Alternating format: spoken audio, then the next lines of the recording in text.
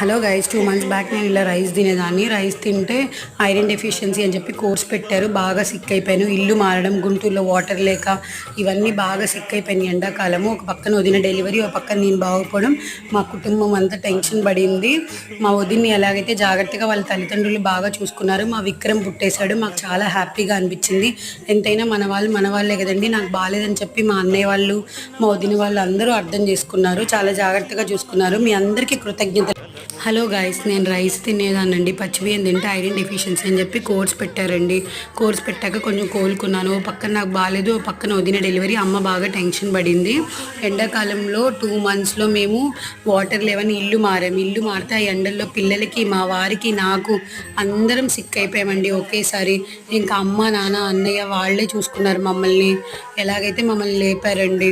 వీళ్ళందరికీ మేము చాలా థ్యాంక్ఫుల్గా ఉంటాం. మా వదినకి బాబు పుట్టాడు. మాకు చాలా హ్యాపీగా